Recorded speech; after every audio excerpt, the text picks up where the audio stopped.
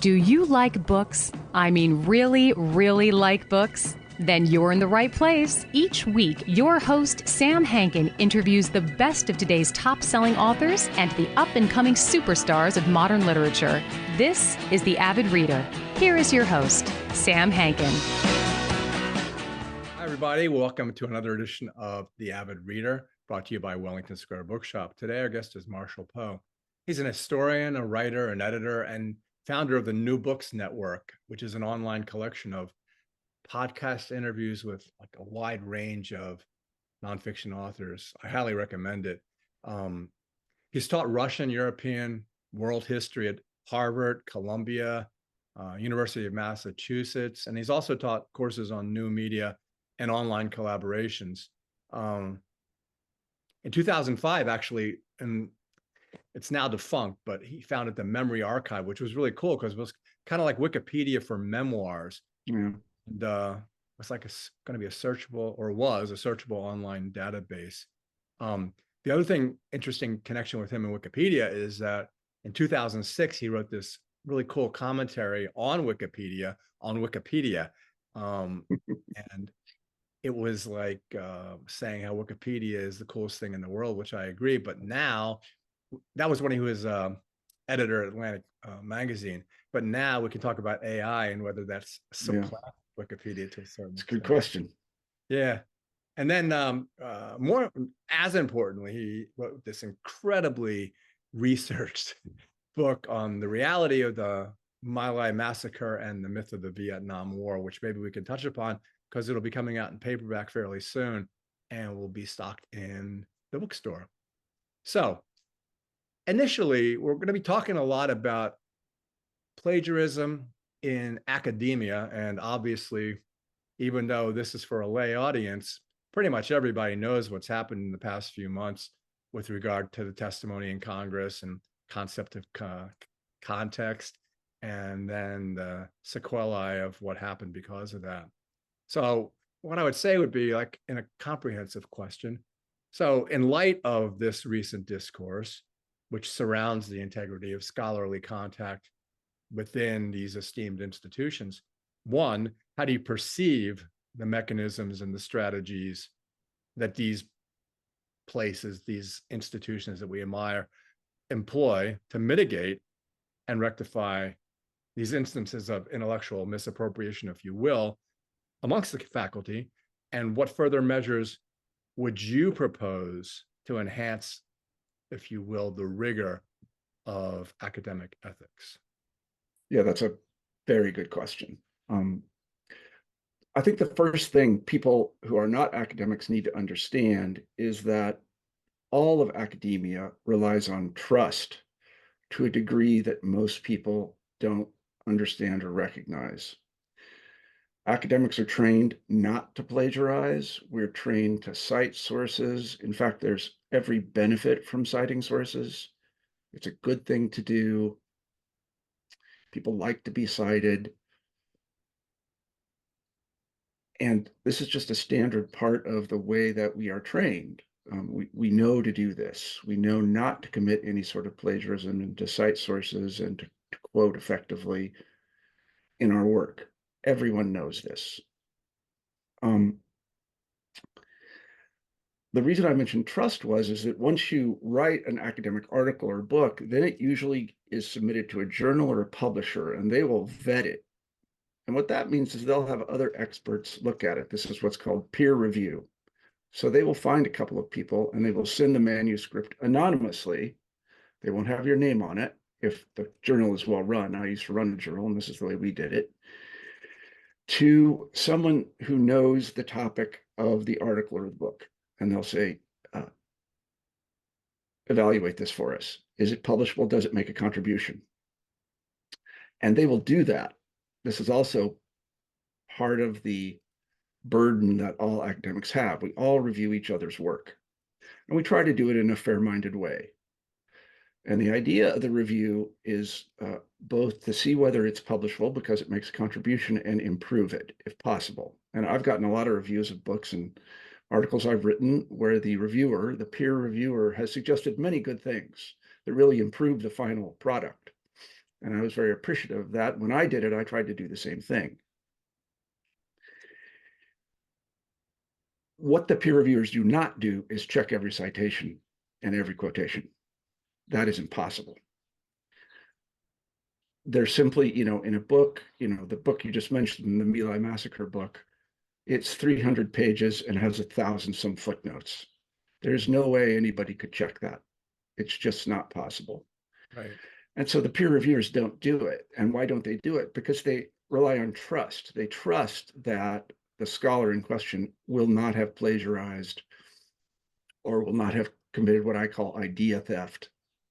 And there's good reason for this trust, I think, because we all work according to this code. It's a little bit like an example that I sometimes give that might appeal to the audience is it's a little bit like professional golf. There are Yes. no referees in professional golf. Did you know that? None.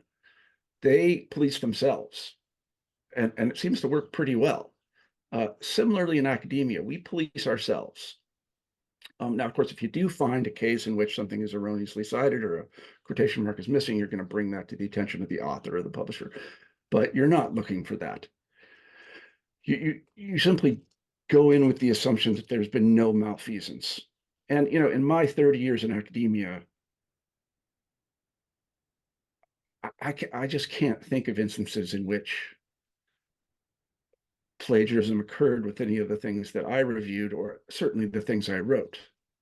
Now, there's another thing that should be said about that. In an academic work of any size, be it a 30-page paper or a 300-page book, there's a ton of information you have to deal with. And you're going to make mistakes. There's no question about it, because there's so much information involved. You're going to get a page number wrong. You're going to misspell somebody's name. You might forget a quotation mark. This is going to happen. I don't think it happens very often, but it's going to happen every time. I guarantee it. If you went through my My Lai book with a fine-tooth comb or some fancy AI, you'd probably find a place where I got the page number wrong or something like this. Or I missed a quotation mark, or, something that, detracts from the overall sort of appeal of the book. But as I say, I don't think this happens very often. Again, in my experience, most academics are trustworthy because they know the rules. You do not benefit from plagiarizing. If you get caught, the penalties are dire, and we've seen that. So you do everything you can to avoid it. Let me say one more thing, Sure. and this is important. We don't know the rate at which it happens. This is an important empirical observation. We don't know how many academic articles and books have plagiarized material in them. There's no way to find out. Now, of course, you could spin up some fancy AI tool that did something, and that might be a good thing, but we just don't know. What we have is a few cases. And so we're generalizing from a very small n, a very small number. So when people say that it's rampant, they're thinking about 4 or 5 cases out of the hundreds of thousands of articles and books that are published every year. So we don't know how often it occurs. It's funny, since you mentioned golf, and I'll mention another sports analogy. I always remember the story of Bobby Jones when he was in the woods and his ball was in the woods. There was no one else around. And then he came out of the woods and he said, I touched the ball with the club. And it always kind of makes me want to cry, because it's such an honorable, courageous thing to do. Same thing. Now, okay, what would you do? What would you do if you were center fielder in the final game of the World Series, last out? Ball came to you. You thought you trapped it, but the umpire calls it a catch. You got 70,000 people watching you there, millions of people. Would you come up and go? In a case where there's an umpire, you do what the umpire says. The umpire is the supervening authority. Although I do remember a case in which John McEnroe, I don't know if he served and it was out, and the umpire called it in, and he went to the umpire and said, nope, that was out. Yeah, I've seen that. Yes, yeah. Yeah. And but I think in a case like that where you have an umpire, you do what the umpire says to do. It's interesting. Here's something. Remember, I said at the beginning, you might get mad at me at 10 minutes in. Here's 10 minutes in. So that first question, which I would have asked in other ways, that first question was generated completely by ChatGPT. So did I plagiarize? No, I don't think so. You ask it the right prompts, and then it came back with something useful. I mean, the skill is in the Exactly. prompting. Well, okay. So then let's switch to AI from your article back in the day. So I think I'm really good at framing a query, much better than pretty much anyone. And I've learned in the past year and a half, 2 years, I can frame a damn good query. And I did. And this is what it responded with, which is really no different than what I would have said. But I'm using word for word other than my and saying, oh, some of these, what do you call them, prestigious universities. Yeah. He is much more succinct than I. So you wouldn't consider that plagiarism?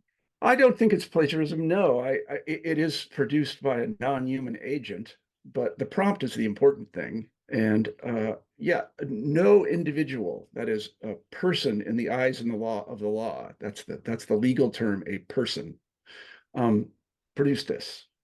So you weren't taking any person's intellectual property. If you were, if you copied the question from somebody else, then you should say, I got this question from Jane or Bob or whoever. But in this Yeah. case, no, I don't, there's no person involved.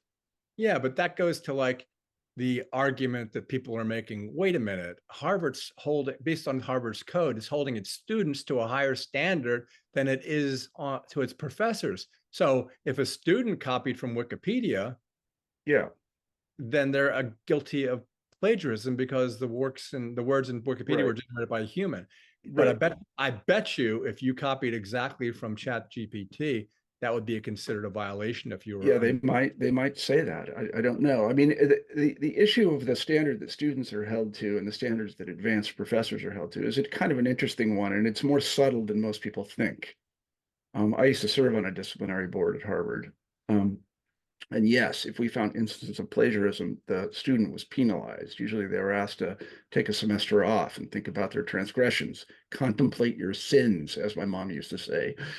Um, in the case of a senior scholar, what are you going to do? You've invested 25 years or 30 years in the training of this person. They're very highly esteemed in their field. They've made great contributions. And you find an instance in which they failed to include quotation marks where they should have. Are you going to fire them? Well, maybe. I guess if you're going to be, if you're strictly going to apply the rules, you should do that. But I think it's better to chalk that up to a mistake. In other words, it has to be intentional. That it really boils down to that. It has to be intentional plagiarism. Intention is a hard thing to prove, as you know. Now, that doesn't mean, of course, that if you do find a case in which someone plagiarizes serially and it's obviously that they did it intentional, they shouldn't be fired. They should be.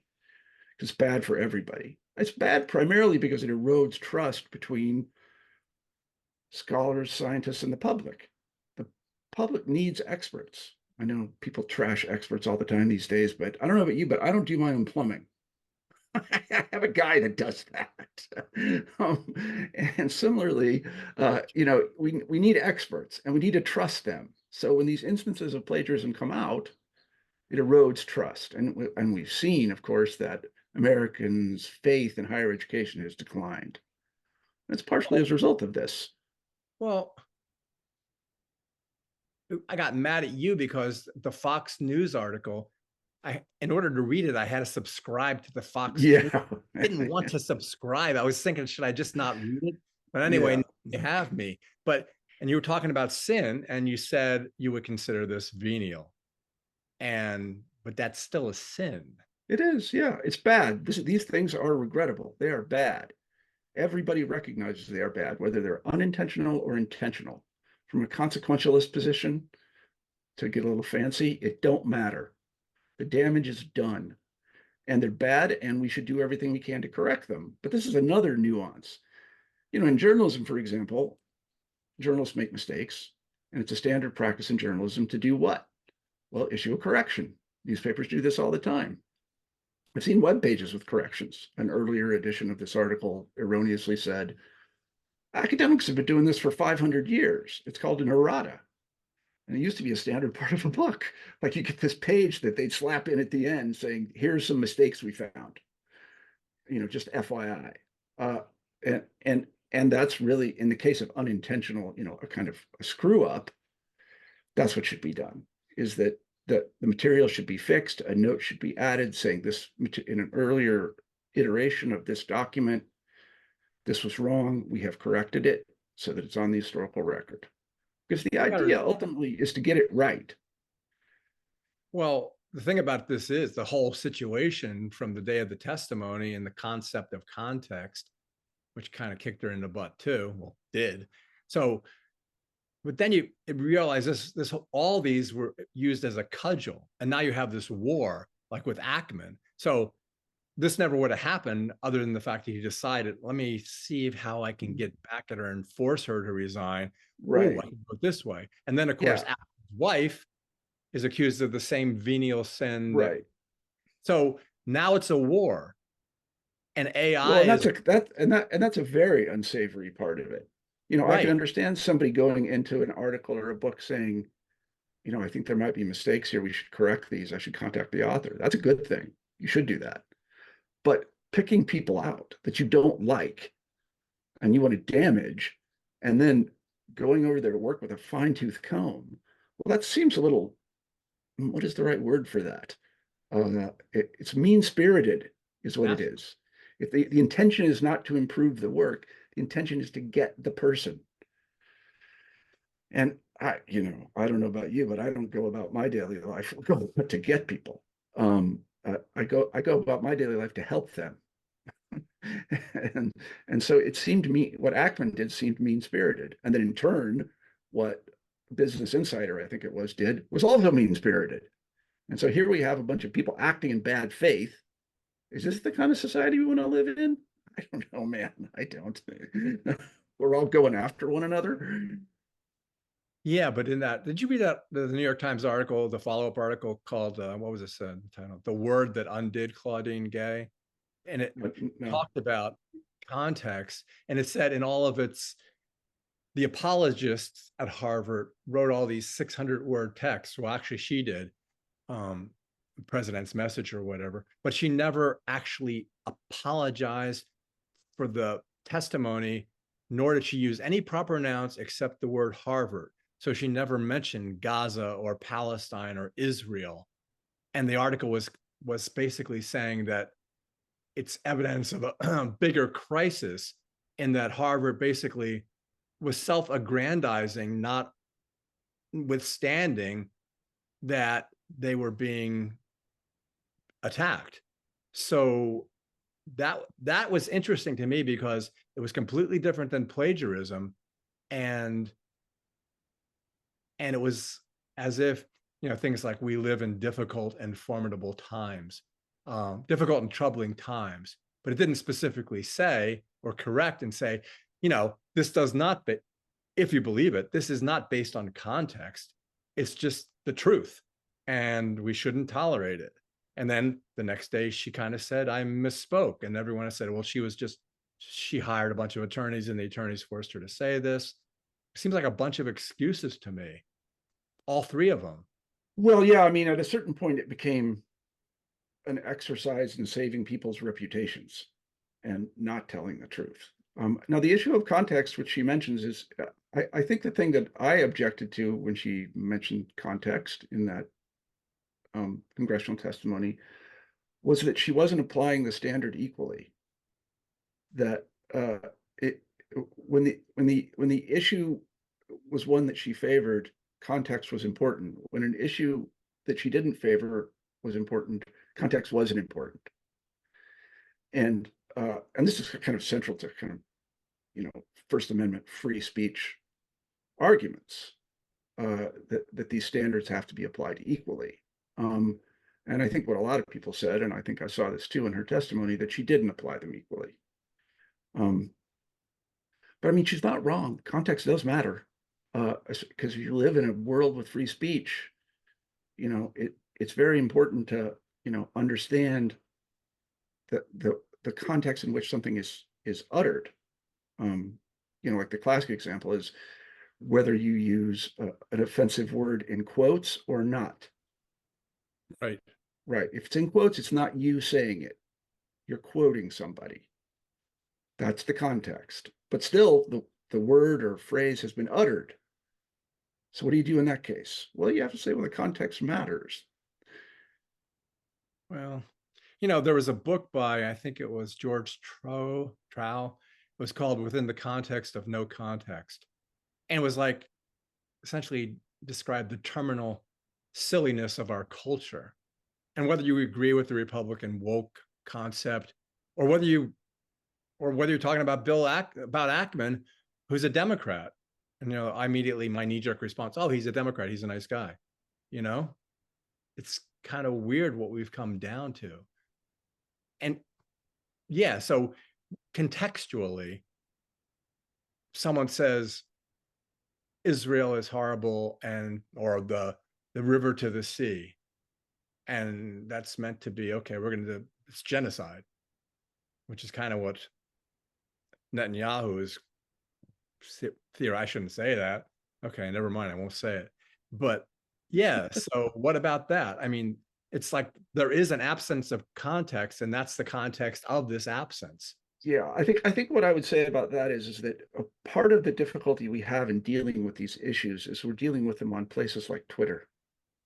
Twitter is not a good place to have a discussion about anything because it has no context, and it limits the characters you can use. It's the opposite of the seminar room. Everybody is in there for a fight. Everybody is in there for gotcha. Everybody is in there to score points. It's like junior high school.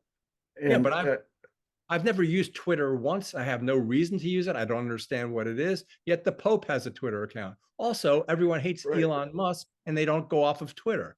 It's weird. Right. Well, yeah, I mean, people find it engaging, and there's no question. I used to lurk on Twitter until I decided it was bad for my mental health. But I wrote a book on the history of communications, and I can tell you that in many ways, Twitter is the worst possible form of communication. First of all, it can be anonymous. That's bad because we want people to stand by what they say as people. Second of all, it's fast. So you don't have time to deliberate. You can't think, should I say that or shouldn't I say that? Also, there's no context. There's nobody out there. You don't see any people. When you're in a conversation with somebody, you get all kinds of cues about what they look like and how they're dressed and what the room feels like and so on and so forth. On Twitter, you have none of that. And you have this added business where you can score points. People can like your comment. Yeah. It's just it's a disastrous form of, it's the opposite of deliberative communication, where you sit down in a room with well-meaning people who know what they're talking about, and you're going to hash something out. I And remember yeah. on the Daily Show when Stephen Colbert was a reporter, and he first said something about Twitter, and he goes, "I tweeted today," and that was a joke. It was a joke. He tweeted, and then Right. now that's accepted, just like so many things are accepted. That, well, like the fact that Trump was elected president. I still can't believe that actually happened. I can't. How many times have I said in the past 8 years, you can't make this stuff up?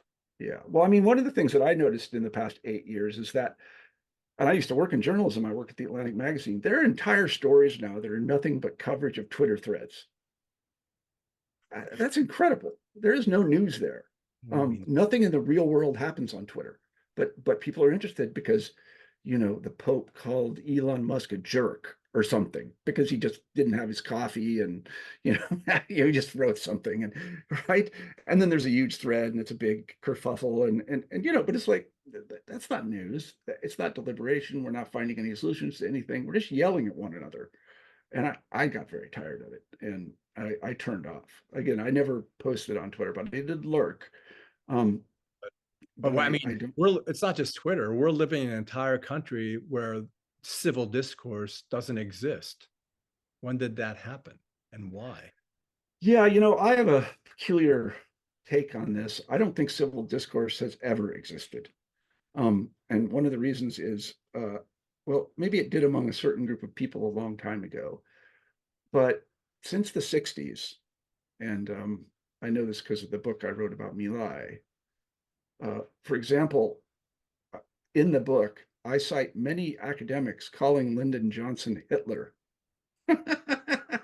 Like many of them, like it wasn't a few, it was a lot. Is that civil? Not really. So the gloves have been off for a while in American discourse. And this is just the kind of later iteration of it. And people talk about, we're more divided than ever. I don't know. In the period, I can't remember the exact statistic, but 1970 to 72, there were daily bombings in the United States. People forget this. Daily. And you can look it up. Daily bombings. There's a book about it actually called Days of Rage, which I highly recommend, about these groups that you routinely resorted to violence. They're blowing the Weather Underground's the one that's best known, but that there were a lot of other ones, and we don't have daily bombings anymore. But we did between 1970 and 72. So yeah, I don't more divided, less divided. I don't know. But yeah, I think the gloves came off in the 60s. If we switch topics, what about what you said about anonymity on Twitter? What did you think of Ackman and the rest of those guys saying, let's find out who signed this letter so that we know who they are, so we don't ever have to hire them? Do you think well, that's also mean-spirited, and I don't particularly like that. But I tell my kids this, and I used to tell my students this: don't ever do anything anonymously on the internet, ever. Because email is forever, Twitter is forever, Facebook is forever. Always attach it to your name. And what you'll find is, since you care about your reputation, you will police yourself if you're smart. Yeah. Because anonymity gives people a kind of license. It's like, it's like you had 4 shots of tequila before like it's a great disinhibitor. It's like, I can say whatever I want. They'll never find me. That's bad. You don't want to be exchanging information when people talking to people after 4 shots of tequila or under the cloak of anonymity, because you're going to say things that you wouldn't ordinarily say in your right mind. Yeah. It's like my emails today. Well, not today, but present. I will write an email that is important, and then I just put it in drafts and I go to sleep, and the next morning I look at it again. Right.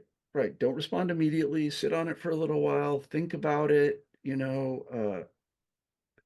have ways of dealing with this. It's true with important conversations too. You have to have an important conversation with your wife, your friend. You think about it for a while. You don't just burst in there and say what you think. You have to kind of cogitate a bit about it, and then you speak once it's considered. But that's not what happens on Twitter at all. It's nothing like that. Yeah, and that leads to, again, back to AI and ChatGPT, and now there's tons of different ways of doing the same thing. And I'm not saying sentience will occur, but as we talked about, if you frame a query, you are an intelligent person. If you frame a query correctly, you get the response, you say it's not plagiarism. But many academics continue to denigrate ChatGPT, saying it's not smart, it's stupid. Well, it's smarter than they are because it knows a lot more than they do. You ask it about the Civil War, it's going to know more than any professor of Civil War history. And they refuse to acknowledge that. And they go, well, it's good for emailing. One of them said, a dentist I know emails his staff things. And I'm thinking, how incredibly stupid can you be to think that's someone really smart, theoretically, who said that? What do you see it doing? What do you see it doing in the coming years? I mean, I think you could go to school and not have a teacher and have, if they could ever come up with a actual android of sorts standing in the front of the room, any question that you asked, any question could be answered intelligently, succinctly, and lead to more topics. Yeah, I mean, I think in terms of raw information, which you just might call data, yeah, these things are very good. And the same way Wikipedia was good. It's pretty good. It's not great. Where's your but? Well, there's a but, because Wikipedia is written by, and this is an important point. I mean, we live in a society that really prizes individualism. We have kind of enthroned the individual, the sovereign individual, you and me. Wikipedia is written by anonymous editors. We don't know who they are. you can't be traced back to them. That's bad. Similarly with Chat GPT, it seems to come from nowhere. It can't be traced back to a person. And ultimately, I think what we're interested in is people. That's why on the New Books Network, we take a very direct route to this. We interview authors about their new books. You hear from the author. There's no intermediary. You hear directly from the experts. You hear their voice. They say what they want. If you have a beef with them, you can contact them. You can talk to them. If ChatGPT gives you an answer you don't like, what are you going to do? I don't know. On Wikipedia, you can go argue with the editors, but I've done that personally, and that's really quite fraught. But I think we're interested in individuals, in actual people in what used to be called the meat space. And this is extremely important in terms of what we do with whatever information we get, however we get it, because it's people that are going to be deciding these things, and it's people's lives that will be affected. Well, aren't we kind of like dinosaurs? Because you look at kids today, and when they text or write, they say you, Y-O-U, they say it with you, or 4 is the number 4. And my nephew texted me and I said, you got to correct these errors. And he goes, why? Did you understand what I said? Well, that's a point. Your nephew has a point. And they use emojis, and why should I learn math? I can ask any of these questions. What's the point of me learning this when I can simply ask the question? Why use my brain when I can use my brain for something else? So aren't we like dinosaurs?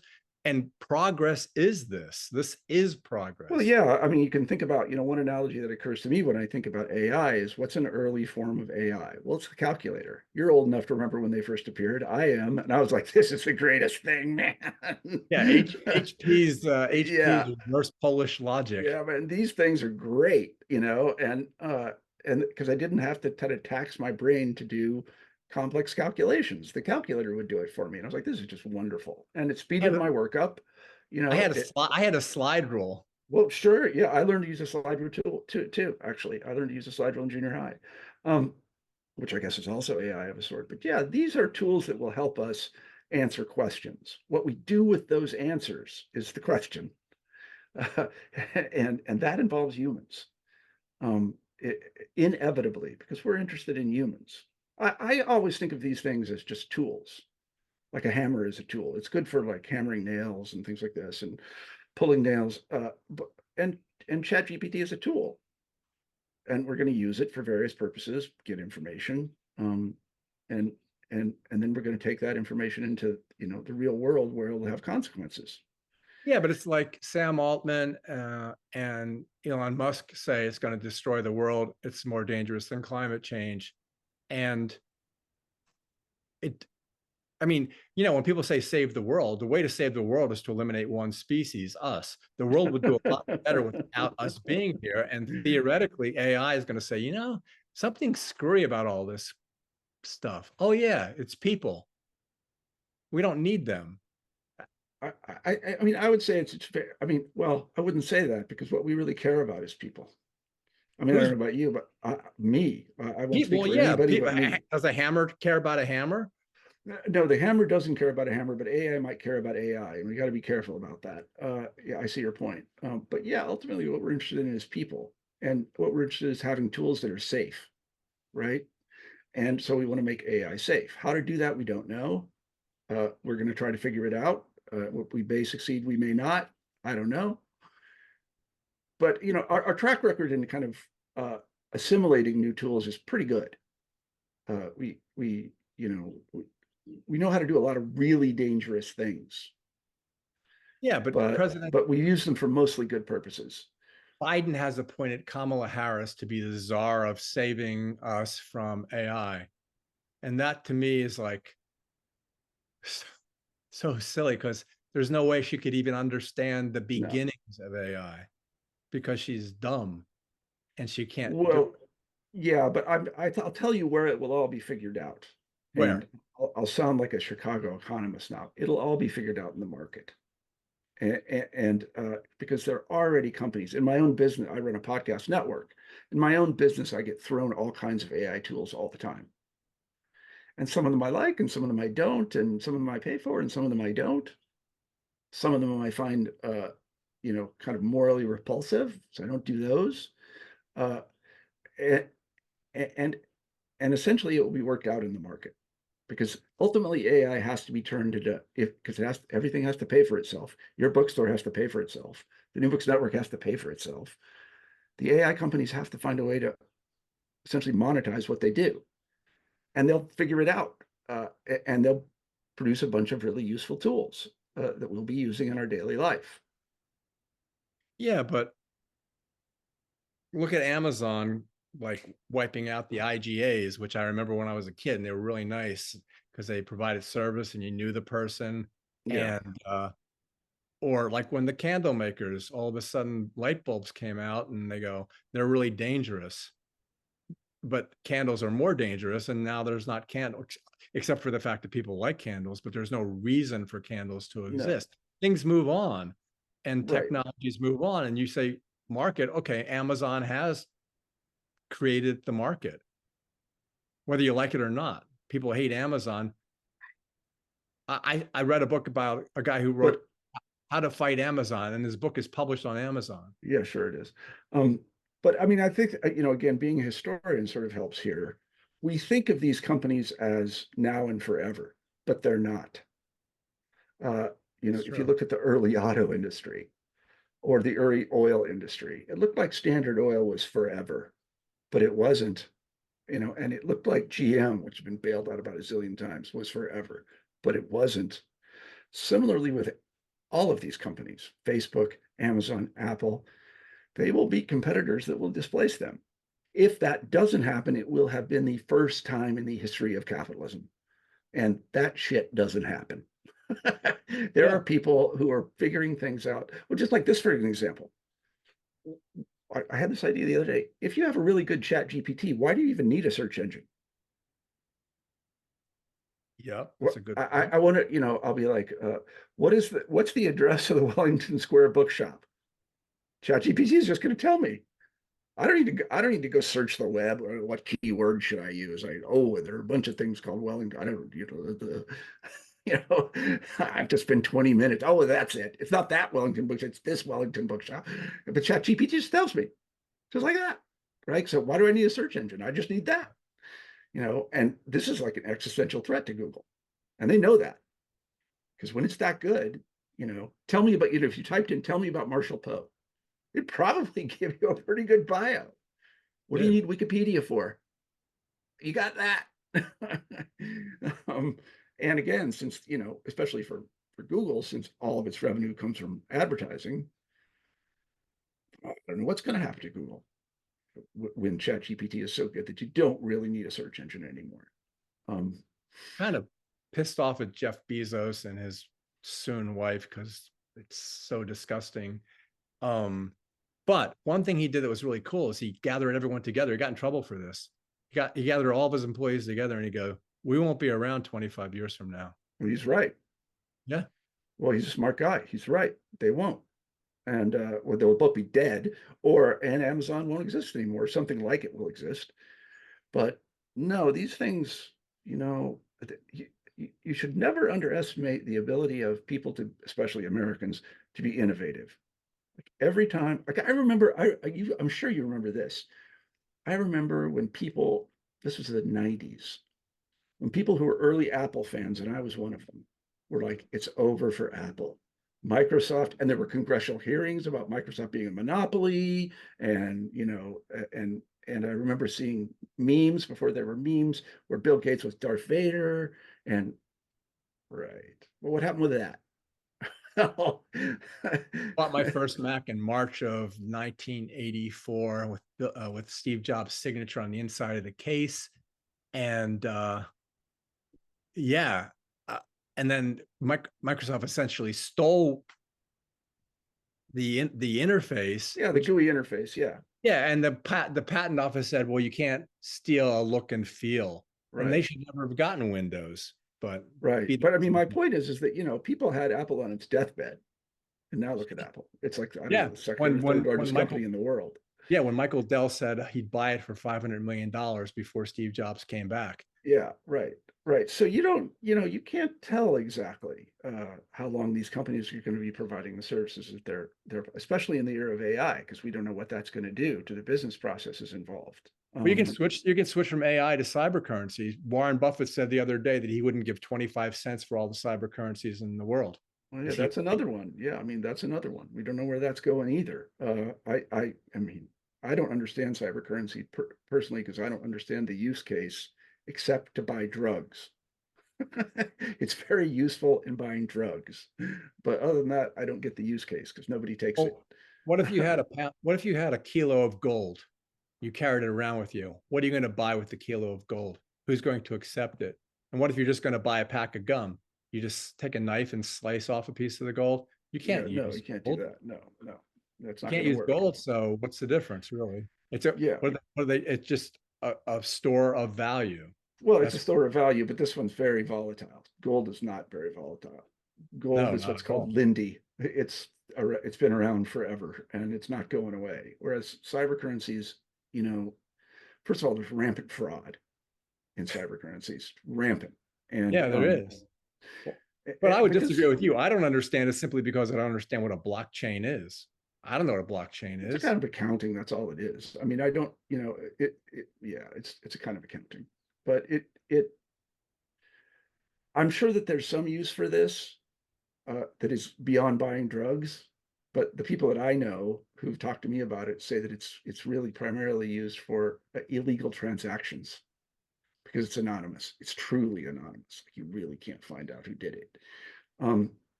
And in that way, it has value because you can't do that kind of business in dollars. If you do, the Fed will be all over you. Yeah, but So what if we're wrong? You and I think, just my opinion, are kind of like dinosaurs.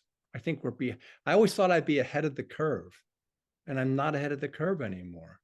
The wave just crested, and I'm behind it now. I agree with you. I am not ahead of the curve. There's no question about it.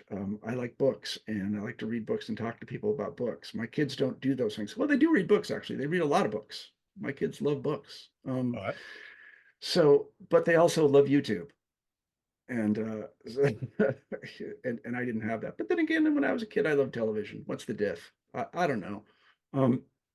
I do think that it's a period of great transformation, but I'm a pretty optimistic person. I think that we'll figure it out, um, how to use these things effectively.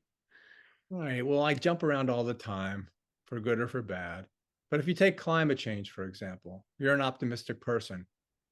I don't see any possible way that we can forestall what's happening with India and China, and the fact that even electric cars use lithium batteries that are created in electricity generating plants that inject carbon into the atmosphere.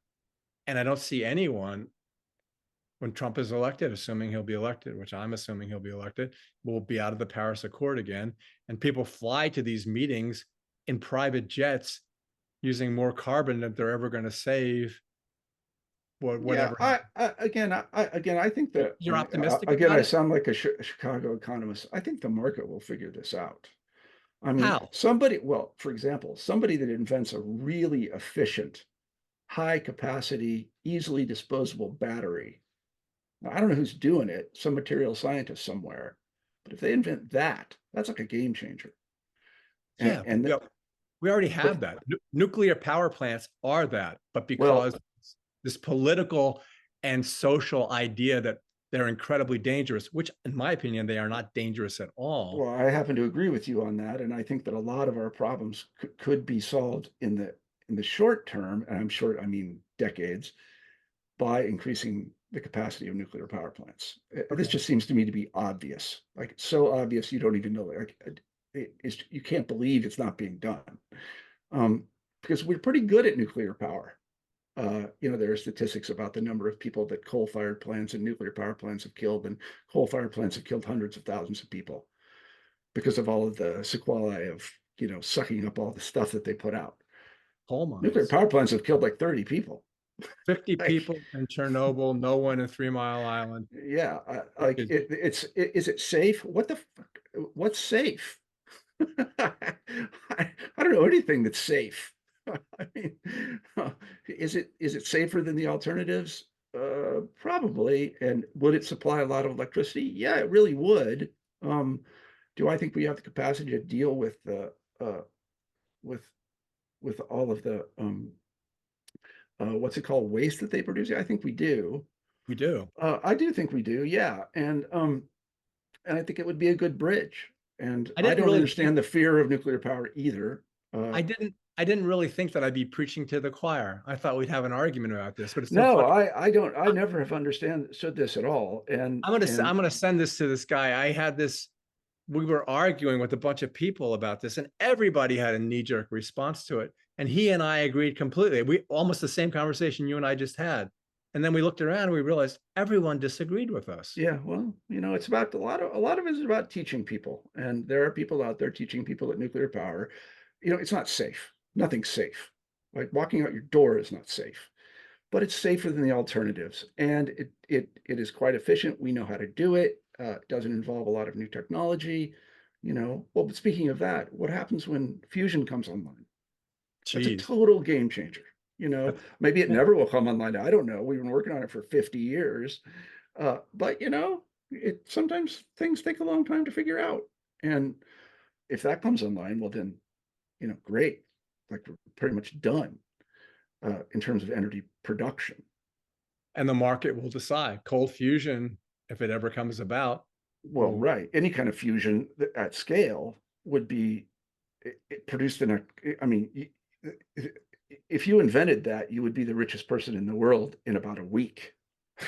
How do we started with plagiarism, wasn't we were going to talk about that. Now we're all over the place. Now we're Well, talking that's like about, going to that's why I always say about Wikipedia when it was in the early days. You yeah. start by looking something up, like, yeah, I want to know about the history of the Boston Red Sox, and then you end up on a page about Ukrainian tractor production, and it's really interesting. Yeah. How did I Yeah. get there? I don't what.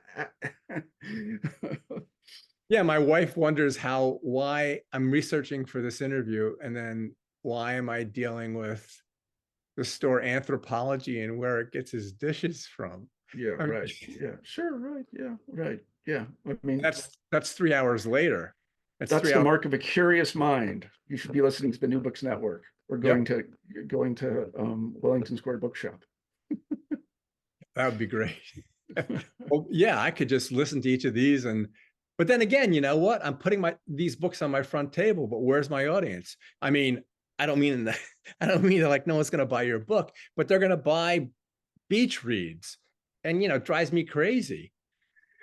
Yeah, it doesn't drive me crazy anymore. I mean, what I say about the value of a book is you never know when you're going to need it. And Correct. so here's an example. So I was an expert in early modern Russian history. I spent 20 years studying it, and that's the period between about 1450 and 1700. Very obscure. Yeah. Americans can't say anything about early modern Russian history. And it seems totally irrelevant. But then all of a sudden, Vladimir Putin writes an essay and gives a speech in which he talks extensively about it. And suddenly I'm valuable. And people are calling me. He's like, hey, you're the guy who knows about this. Is what he's saying true? I'm like, well, yeah, actually, some of it is, and some of it isn't, and so on and so forth. And so we can kind of have a meaningful dialogue about what Putin said. Yeah. Similarly, with any book, you don't know exactly when its time is going to be. It's a kind of permanent contribution to the culture. The My Lai book is an interesting, I started the My Lai book 12 years ago.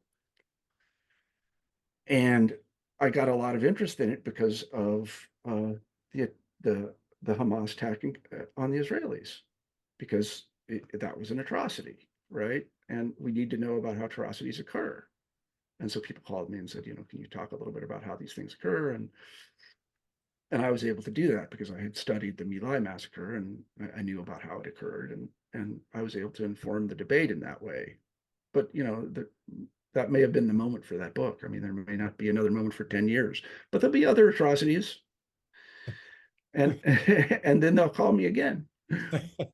It's funny because when I started reading the book, before I looked at the title and it says The Reality of the Malay Massacre and the Myth of the Vietnam War. And I go, I wonder which way this is going. I wonder if he's going to be a Republican apologist and say that massacre never occurred, or Uh, if he's you know what I mean? It's like you're a yeah, historian, but you're looking at a period in Russia where, cliche, history is written by the winners, and where's the objectivity that you're looking for? So the right. title is like, okay, I could go both ways. Maybe he's going to say that Kali was not, an evil person, but was just placed in the wrong place at the wrong time and was used as a scapegoat. I thought, okay, maybe it's going to come that way, you know? Well, I mean, you mentioned objectivity, and I'm a big fan of objectivity. And when historians, if they are taught correctly, and I think they are in the United States, they're taught to be objective. They're taught to approach the material without bias. And that's what I really tried to do. Now, if you talk to philosophers, they'll say that the idea of objectivity is pretty much indefensible. Everybody has a take. Okay, I'll grant that. But I always think this about objectivity. Objectivity may not exist, but we're really going to miss it when it's gone. In the sense, yeah, in the sense that, like, we know places where it really was thrown out the window. Soviet Russia, Nazi Germany, and that is a kind of cautionary tale. Yeah, but as a lawyer who's been practicing for 40 some years, I always like the cases before the Supreme Court where it's a 5-4 decision, but the majority says reasonable minds could not disagree on this issue. Yeah, It's no, a 5-4 decision. yeah, right. Yeah, that's a little rhetorical flourish, kind of exaggerated. Yeah. But anyway, okay. So in conclusion, going back to the precept of the entire interview and ChatGPT's question, here we are in the middle of this thing. No longer makes headlines right now. She's out. She's essentially apologized. The other one's out. There's one left. So where do we go? And Ackman is still pushing and saying he's going to review every single professor's at every. I mean, I don't think, I haven't thought deeply about this, but what I would say that if Bill Ackman wants to improve the quality of American education, which is a laudable goal, and he has a huge pile of money to do it, He does. this would not be money well spent. There are other things he could use his money for, which would have a lot greater benefit for ordinary students and people than to go check the footnotes of a bunch of people like me. I just don't, I mean, who knows what he'll find? But I mean, call me naive, but I trust my colleagues. I don't think they're bad actors. I think they try to get it right. Um, and so investing millions and millions of dollars to somehow check to see whether they included a quotation mark? I don't know. I mean, they're failing inner city schools. The math scores are down. There's lots of work that needs to be done in American education that could use appropriate funding. And I would love it if Bill would like spend some money trying to fix that problem, pay teachers more. I don't know. I'm not an expert on education, but I do know there are problems. Um, but checking professors' footnotes, I don't, you know, I, really? I mean, like, this will sound a little bit too self-effacing, but like, what if every academic article and book I had written disappeared tomorrow? How would the world be different? Not very. um, Not very different. So spending a lot of time on my work, I don't think that's really going to give good value for money. Have you ever spoken to Ackman? Oh, no, I don't know him. No, I don't know anybody like that. I heard him on CNBC making an argument about what he did, and it was fairly articulate and cogent. It would be interesting for you to have a debate with him. I think that I'd would love be. to talk to him. You know, again, if he really does want to improve American education, there are lots of things to do. And people who are in the education field know what they are. Like, it's not like this stuff hasn't been studied and there aren't lots of experiments going on. So yeah, I mean, maybe graduate students should be trained better. I don't know. Maybe it is the case that they're not being trained not to plagiarize anymore. I very much doubt that. But if you want to combat plagiarism, teach people not to do it. Well, normally my last question would be, what do you want people to take away from this book? But it's not a book. It's just a position that's been articulated in various periodicals. So if I look at it that way and ask the same question, and you've done this in this interview, what would you like people to take away from your viewpoint as written and as articulated Yeah, today. I think that when you pick up an academic book, a book published by a scholarly press or a university press, you can be pretty sure that 99.9% of the information in it, including all the technical details, is correct. Because we work hard to make these things right. I mean, I can't tell you the blood I sweated over the books I've written. I mean, it's really we don't make any money from these books. I don't know if people know that, but I don't think I'm going to make a dime from that My Lai book. But I thought it was an important thing needed to be said. And I did everything I possibly could to get everything right.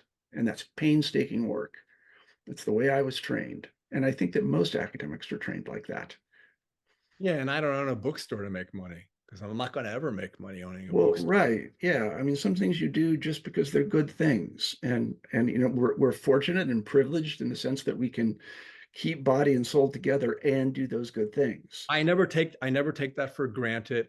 And I figure if I can have people come into my bookstore and be happy and laugh, and my staff happy and laugh, and a kid comes in and looks for a book, but he sees the book on either side, and one of those books might change his life. That's a great experience. I can't think of anything better. That's a great experience. I've had it many times. That's a good, beautiful experience. That's a good way to end, Marshall. Thanks so much for doing this today. I really All right. appreciate it. No, it's really been fun. I really enjoyed our conversation. Thanks. Likewise. Well, I'll keep looking out for your stuff. And the thing about the My Lai book is that, you not need to give yourself extra credit because it's so copiously researched, and it looks like every single thing that's said is footnoted. Yeah. Well, yeah, no, I'm that way, and I think most of us are that way. And it partially has to do with the sources for that book, because the sources for that book were 18,000 pages of transcript interviews with the perpetrators. Could never. And so they said a lot. So it was pretty easy. All right. Well, thanks again. I never Okay. these All right. questions. Okay. All right. Thank Well, you. thanks very much. Take care. Thank you. So Bye. Bye.